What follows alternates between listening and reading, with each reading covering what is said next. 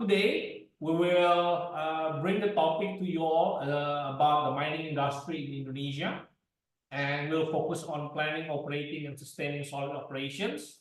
And next slide. As you know, Indonesia mining industry is very challenging, but offers a lot of opportunities. But again, it's something that every business has to be able to navigate.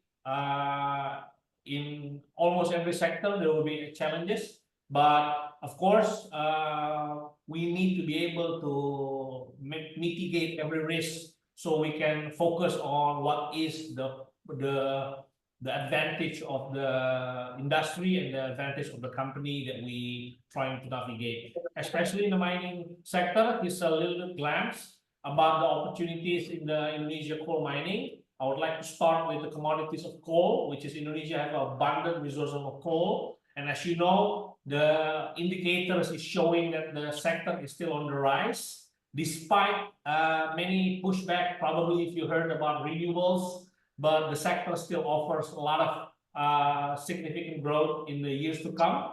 And next, we also will touch on probably a little bit about, next slide, please. The challenges of the Indonesia coal mining in the current and the future. As you can see in this slide, there's a bit of aspect of challenges that we're facing now for the coal industry, starting from the environmental concerns, regulatory challenges, social issues, infrastructure, and market volatility. Again, this is something that is factual, that being faced by the coal players in Indonesia, especially if you are in the miner side of the business. Okay, so next on, I'll show you again, next slide.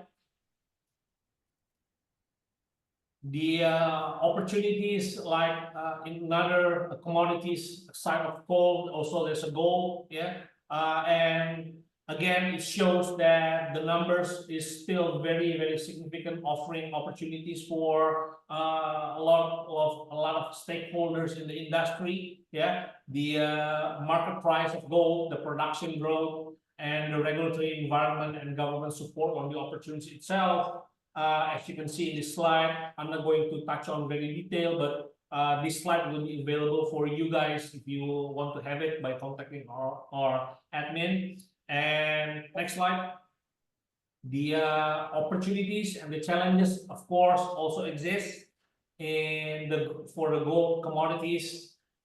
Same like coal, there's an environmental aspect, health and safety, illegal mining, community conflicts, and sustainability issues that the gold miners also need to address, either current or in the future. So it's very important how you be able to mitigate all of these kind of things to build a sustainable operation, just like in our topic for today. And next slide. I would like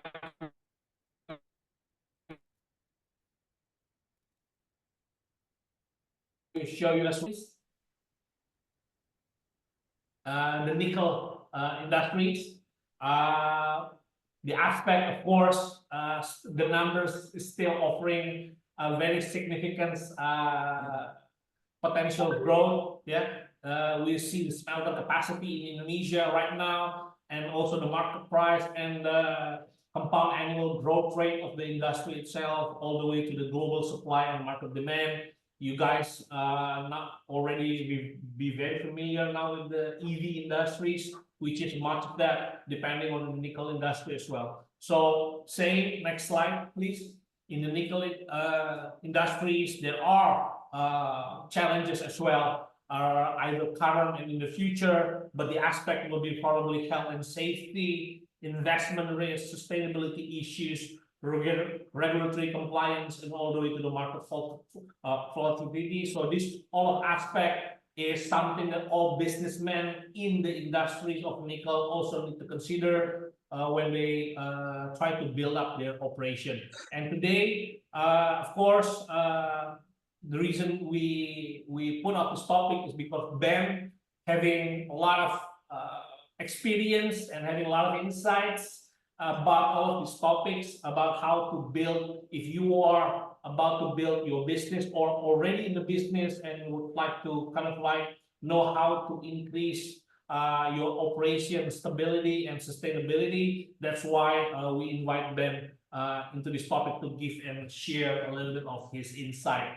So Ben, probably to start off, looking at today's topic, then, if you can underline what is the most crucial aspect to consider when starting new mining concession in Indonesia from the perspective of investors and operators. Well, okay. Thanks, Addy. Thanks, Astari. Thanks, everyone. Yeah, obviously the biggest issue, Indonesia's come a long way as far as legal certainty is concerned. Obviously, there are still issues, but I think the biggest issue comes down to the exploration. And there are no new mining licenses being issued. If you want to apply for a mining license, you actually have to pay for data, which for the most part, the government doesn't actually have. So you're basically an Indonesian buying kucing dalam karung. You're basically gambling on hoping that wherever you want to plot out a concession area has anything in it, but without your own exploration, there's nothing. Yeah, I mean, exploration data, making sure you do that exploration right from the beginning. Obviously, all of your mine planning, all of your production in the future will be dependent on what you have in the ground and how well you've plotted that out. So that's probably the biggest issue. Again, legal uncertainties always exist, but those have been mitigated for the most part. Finding good areas, obviously, certain areas are known for certain minerals. For example, West Kalimantan, you're going to have bauxite. Yeah, East Kalimantan, you'll have coal and gold and other minerals. In Sulawesi, you're going to have gold, nickel. Halmahera, you're going to have gold and nickel. Papua, you'll have gold and pretty much everything, actually. Up Java, mining is still not so prevalent in Java simply because land is too expensive and you're moving out. You're moving out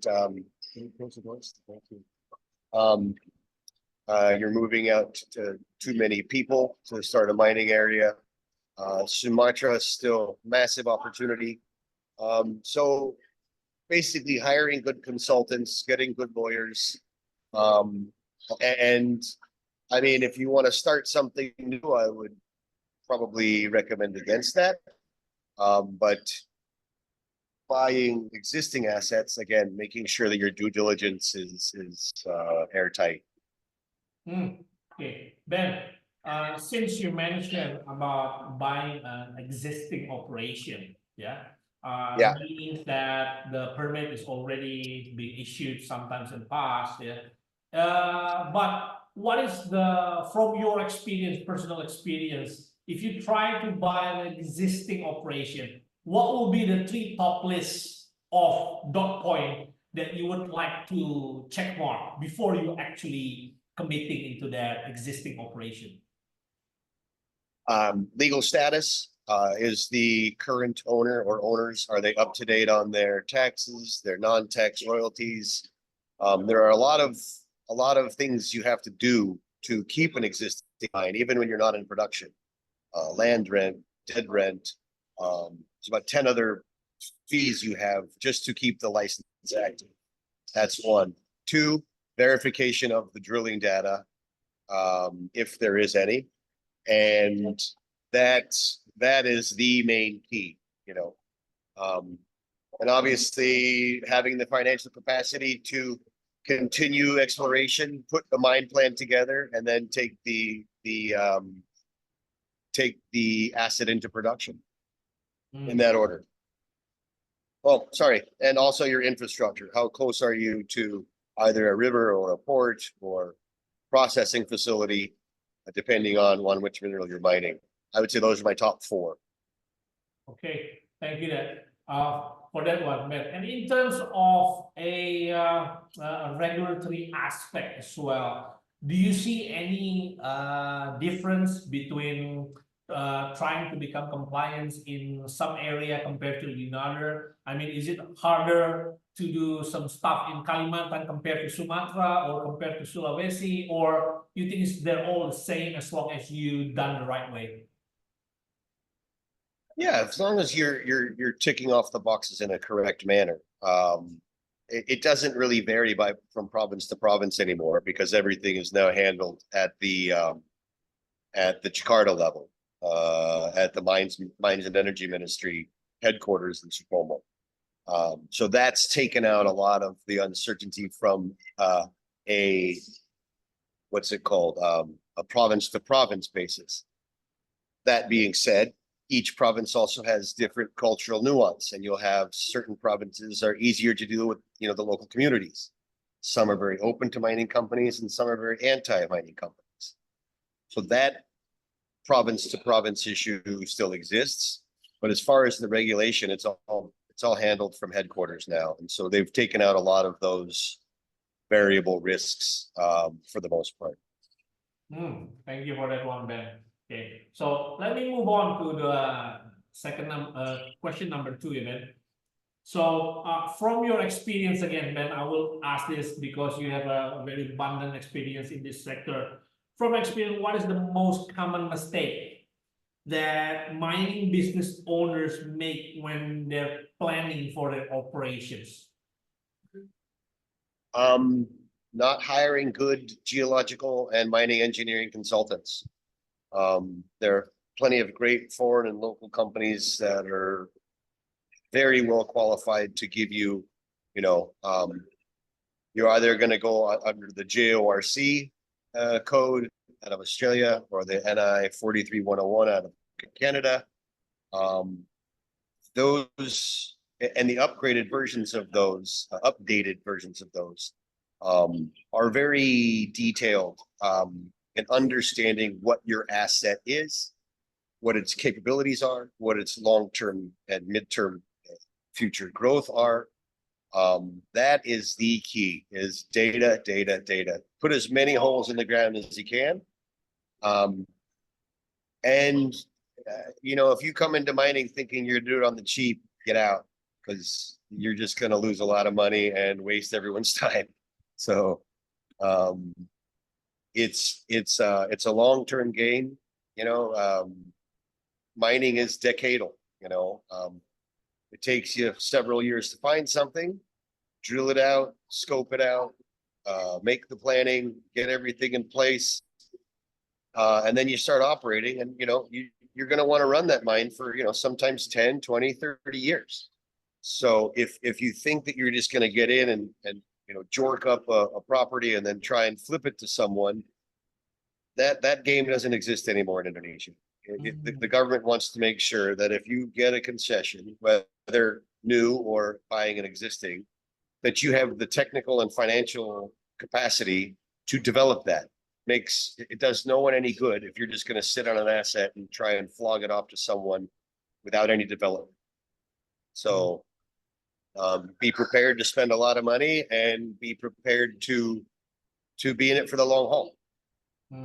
Yeah, that reminds me the time when I happened to meet also a lot of foreign entities come to Indonesia just to buy a mining concession from some locals, but then do nothing for 3-4 years while they're trying to sell off the asset to other parties, and it doesn't work well for everyone. So in the end, Yeah. Yeah. So I think now the government is becoming quite smart in preventing that kind of stuff happening again right now, even. Oh, for sure. And kudos to them. It's the fact that they are cognizant of the fact that if you're not investing, after a certain period of time, they'll they'll revoke your license, and they should have that right. You know, it makes it, you know, Article 33.33 of the Constitution of this country is for the betterment of the people. The people own the assets above and above below the ground. And if you're just sitting on something and trying to flog it off to the next guy, it suits you perhaps, but it doesn't suit the people. It doesn't benefit the country. So I think the government has made a very good,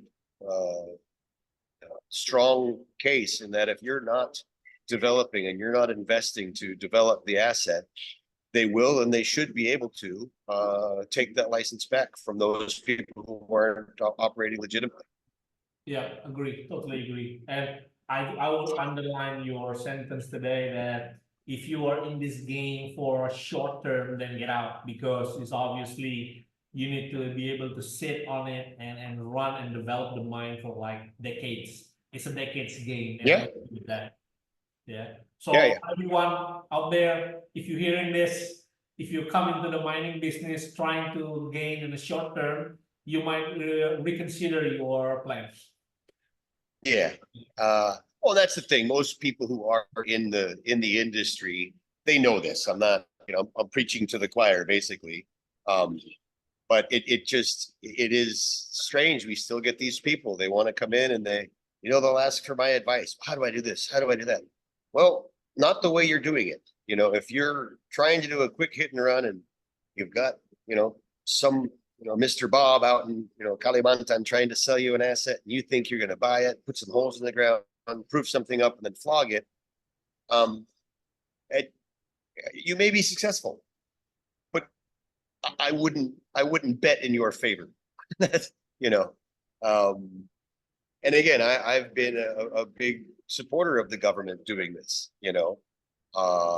Been working with the government on both updated mining laws, and working with them on how to streamline the country's operation.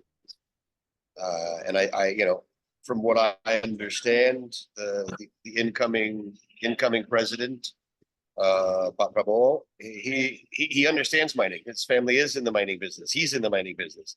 So he also understands that, it's not as easy as everyone thinks. If it was, everyone would be successful at it. And so he's put together a good team of mining experts, and the advice he's getting is quite solid.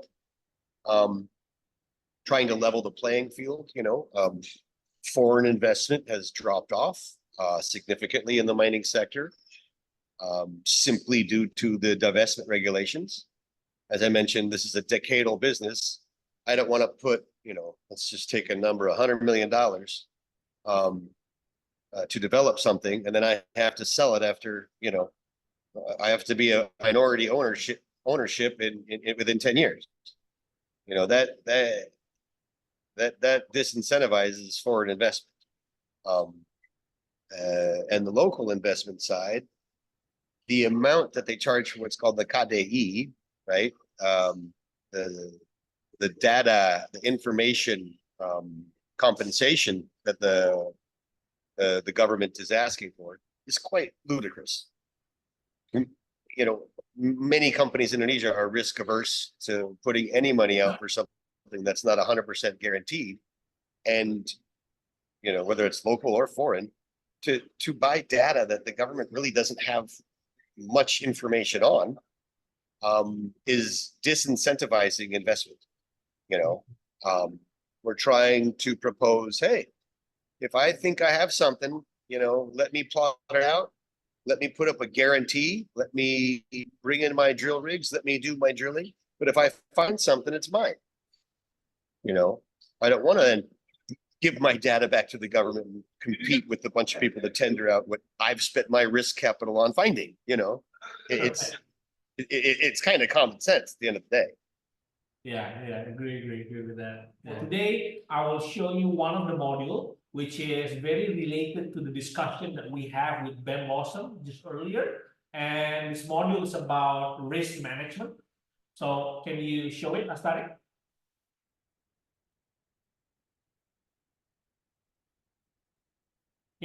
So this is one of the module that we have. Just for teaser for you guys that we explain what is risk management, because many of the Indonesian early stages business doesn't quite grasp the concept of risk management. And as we all understand by now, every business will have or possess risk in the operation. And is that financial risk, geopolitical risk, or even the operational risk? But every business should be able to mitigate those risks, just like what Ben said. You need to be able to know that if that thing happen, what will be the most appropriate action you will take. So like, for example, in this module, we guide you that in managing business risk, there should be a continuous framework that is needed to be in place to identify, analyze, evaluate, and then resolve the risk itself. Because risk by itself, it has a hierarchy. The highest, the top hierarchy will be to eliminate that risk. If you can't eliminate that risk, then you need to be able to substitute the risk. If you cannot substitute the risk, then you'll be able to mitigate the risk in the right manners of any business sectors that you are operating in. So in this example, we let you know that first of all is to identify the risk.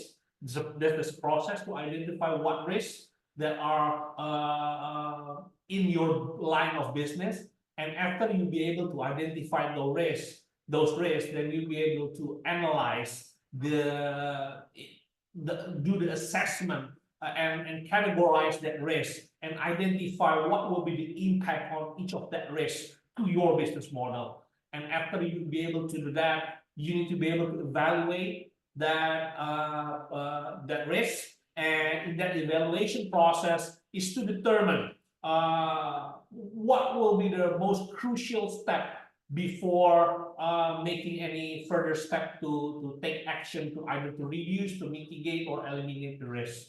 And after that, you came up with some resolution that if A happened, then I will be taking the B action. If the C scenario happened, my action will be this. If the D scenario happened, my action will be this. So in either scenario, you will be not caught surprise with whatever oncoming unexpectedly in your business line. And after that, you'll be able to do the cycle of monitoring. Is the action is already good enough? Is there something to be improved? Is there anything that we can add on to manage the risk? So this cycle is something that you need to be able to do continuously on a yearly basis. Okay, so next slide. So after you understand the framework, then we put up an example in the module on how to do a simple project risk assessment. As you know, in our topic today, we're talking about mining. So let's say if you want to do mining business, then this is the example. You categorize the general risk, the planning risk, and the execution risk, just like what Ben mentioned. You categorize the risk by putting a different category of risk. The yellow, the green, it's indicating the risk rating, how likely the risk will happen. Is it less likely, most likely, or what? You need to be able to categorize that. And then you put out the mitigating action on each, like for example, in the country risk, there's a public and economy there. How high is the risk? And if that risk happens, changing in regulation, what would that impact your business model? Is there anything you can do if there's anything happen in that particular risk? Yeah, so this is the example. But again, module is just a module, is not do very much if you don't understand the concept behind it. So in the blue chip community, we would like to very stress the thing that you need to be able to understand the concept and apply this to different sector of business. Yeah. So next, Astari, if you after you do the project risk assessment, the next module will be next slide.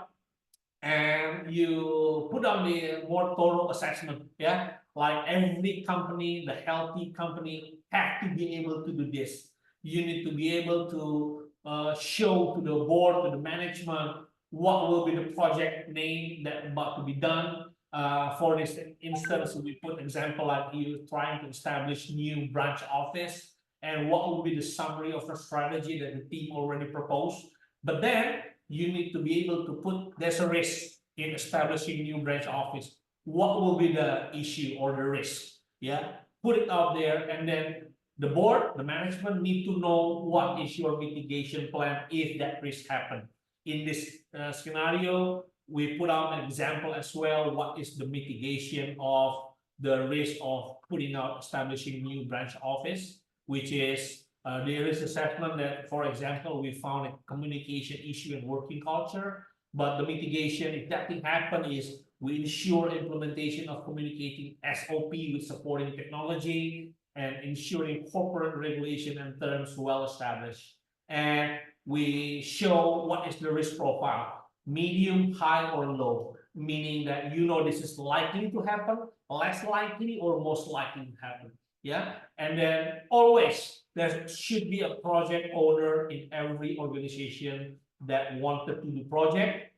The project has to be attached to someone, because that person will be the one that the management can ask for responsibility in any case, either it's success or it's not successful. Yeah, so this is the kind of example. Astari, is this the last piece of module, or is there still another? Yep, page? this is the last one. Yeah, so this example of module that we try to show you when you join Blue Chip community, you will have the access to this kind of module, which is very useful for you to practice and to implement in your business or your company on how to mitigate a risk. Yeah, so again, we hope that by joining the Blue Chip community, you will be able to have this module, but also the experience and the sharing of the learning experience with among members or with all of our advisors, which include one of them is Ben Lawson,